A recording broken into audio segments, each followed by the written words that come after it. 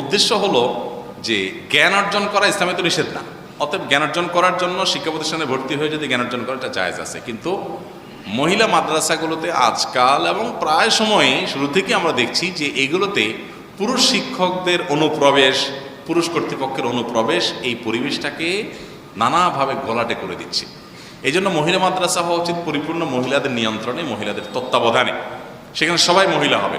পুরুষ যদি কেউ পরিচালনা করেন, দূর থেকে পরিচালনা করবেন তার ওয়াইফের মাধ্যমে, তার কোনো মাহরাম মহিলার মাধ্যমে, এছাড়া তিনি সরাসরি কারোর সাথে কোনো যোগাযোগ করবেন না। এরকম স্ট্রং হতে হবে। ইসলাম কিছু কিছু ক্ষেত্রে জিরো টলারেন্স রেখেছে, এর মধ্যে এটা একটা।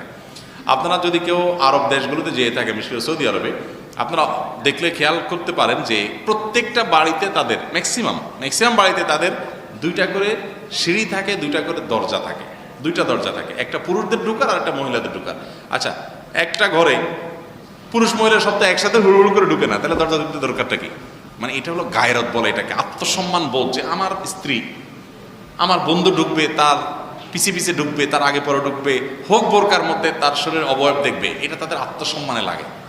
আলাদা দরজা দিয়ে ঢুকবে, আলাদা গেট দিয়ে ঢুকবে, এটা আত্মসম্মানের ব্যাপার। কিন্তু আমরা অনেক সময় এটা বুঝি না। এই জন্য মহিলা মাদ্রাসাতে পুরুষ যদি থাকেও সে নিরাপদ দূরত্বে থাকবে, যাতে কোনো রকম ফিতনা না হয়। তা না হলে ফিতনার আশঙ্কা থাকলে দরকার নেই, বাসায় পড়ান, সেটা অনেক ভালো।